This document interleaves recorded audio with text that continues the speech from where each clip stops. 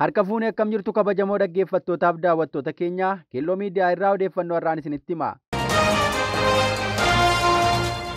Tibbana Shawaa Lixaa Aadaa Bargaatti lolli guddaan riphee loltoota waboo fi mootummaa gidduutti adeemsifamaa jiraachuu karaalee adda addaa himame.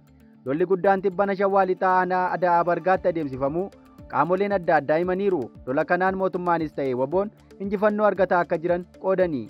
Abaa waboon fuula X jechuun tiwiitira isaa gubbaan ibsa laateen lola dheengadda sadaasa 2 bara 2024 Shawaa Lixaa Aadaa Bargaa keessatti gaggeesseen loltoota mootummaa 190 ta'an ajjeesuu hime. Akkasuma kanneen 150 ta'an madeessuu, loltoota 45 ammoo booji'uu tiwiitira isaa gubbaan barreeffama kaleessa katabeen ifoomse. Akka abaa waboon jedhetti haleellaa kanaan milkaa'ina waraanaa guddaa argachuu caqase. Hojjamtoota waraana mootummaati jedhu viidiyoo waraabee agarsiiseera.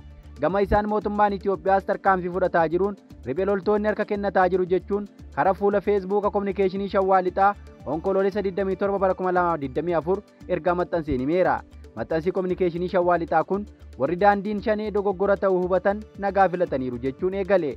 Itti fufees miseensonni abaawoo shanee gochaa hammeenyummaa humni kun uummata Oromoo irratti raawwataa jiru addeeffatan karaa nagaatiin godina Shawaa Lixaatti mootummaatti harka kennachuu itti fufaniiru jechuun suura waraana qawwee qabatanii dhaabbatanii akkasuma rasaasa sharaa irra nammee agarsiisuun maxxansa baaseen hubachiiseera.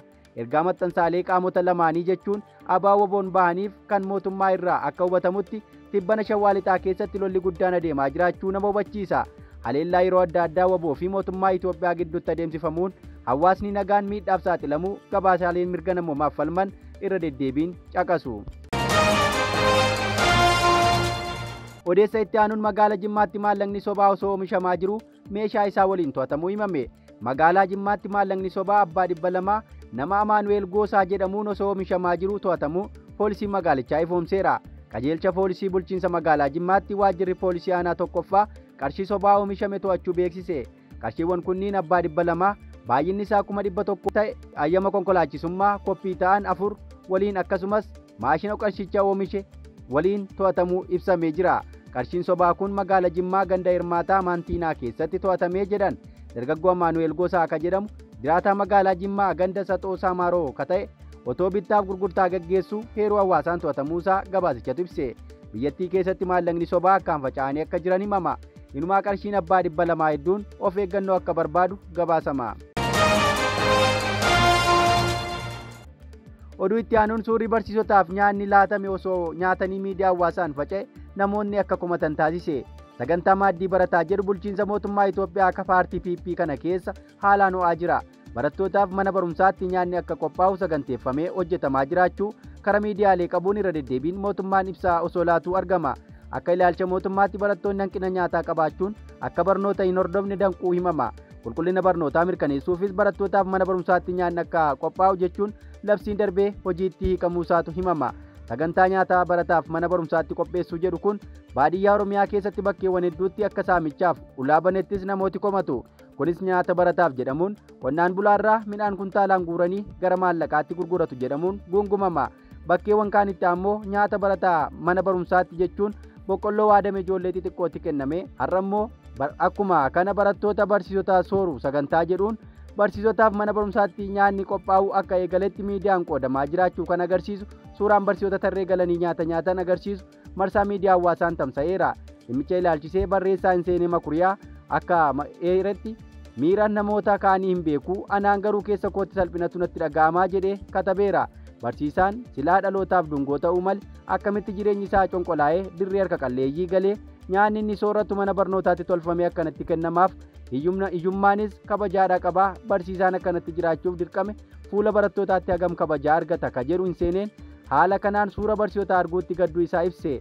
Ani mataan kiyya tibban barataa ture huccuu fi kophee barsiisonni keewwatan argeen yooman barnoota xumuree yuunivarsiitiidhaa eebbifamee gosa uffata barsiisota kiyyaa uffadha jedhee hawwaan ture ka jedhu maxxansiin Seenee kun barataan hanguma barsiisaa kabaju barnoota isaa akka hordofu hime.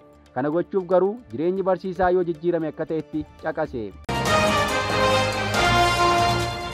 Oduu keenya birootiin Gujii Bahaa magaalaa Adoolaa Waayyuutti halkanneen gaddaa abbaan warraa haadha manaa ajjeese.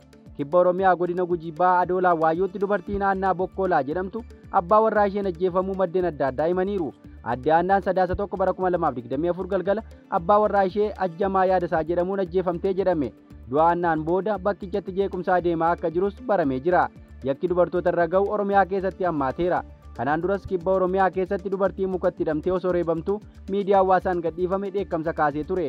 Torban darbe keessaa immoo lixa Oromiyaa magaalaa Naqamteetti dargaggoonni yakka gudeeddii shamarran lama irratti raawwachuun viidiyoo waraabanii lakkisuun hawaasa mufachiisee ture. Dargaggoonni yakkicha raawwatan to'atamuu qaamni nageenya magaalaa Naqamtee gidduu kana miidiyaaleef ibseera. Oduu keenya birootiin barattoonni Oromoo Yuunivarsiitii Injibaaraatti imalaa turan faannoon danqamuu himame. Barattoonni Oromoo gara Yuunivarsiitii Injibaaraa imalaa turan loltoota faannoon of duuba deebifamuu gabaasaaleen ba'anii ifoomsaniiru. Barattoonni kunneen onkoloolessa 24 bara 2024 loltoota faannootiin erga adeemsi muraasni isaan hafee magaalaa Maanu'eel ga'anii of duuba akka deebi'an faannoon ajajamanii. Imala gara Yuunivarsiitii dhorkamuun erga of duubatti deebifamanii booda magaalaa Dabra Maarqositti deebi'uun achi buluu himama. Yuunivarsiitiin Dabra Maarqos akka isaan Injibaaraa gahan haala mijeessuuf waadaa galee guyyaa 2 mooraa isaa akka bulches gabaasni arganne ibseera. Ta'us barattoonni kun amma haala danqamaa keessatti kufanii akka jiran gabaasame. Duratti deemuufis ta'ee duubatti deebi'uun kan isaan yaaddesse. Kana irratti barattoonni barnoota isaanii goolabuuf jedhan yaaddoo nageenyaaf yuunivarsiitii isaanii ga'u hanqachuutti dhamaatii waggoota dheeraa duraa badaa jiraachuu maddeen miidiyaaf himaniiru. Oduu keenya dhumaatiin Somaaliyaan imbaasii Itoophiyaa mooraa masaraa mootummaatiin ala baasuuf karoorfachuu ibsite. Mootummaan Somaaliyaa imbaasii Itoophiyaa mooraa masaraa mootummaa Somaaliyaatiin ala baasuuf karoorfachuu ministeerri dhimma alaa Somaaliyaa beeksise. Mooraa imbaasii Itoophiyaa iddoo kana dura turetti akka deebi'u kataasifamu ta'uu ministeerichi ibsa miidiyaaleef laateen beeksise. Teessoon imbaasii Itoophiyaa masaraa mootummaa Somaaliyaa keessa turuu ibsuun taateen kun Somaaliyaanota hedduu mufachiisuun ibsameera. Kanaafuu imbaasiin Itoophiyaa iddoo duraan turetti akka deebifamu akka taasifamu ibseera. Iddoon imbaasiin Itoophiyaa duraan ture tajaajila homaa hin qabu waan ta'eef mooraa sana haaromsinee imbaasichi garasitti akka geeddaramu taasifna ambaasaadderichatu jedhe. Kunis yoo hin taane teessoon imbaasii Somaaliyaa Finfinneetti argamu mooraa masaraa pirezidaantii Itoophiyaa keessatti akka ijaaramu gaafannaa jedheera.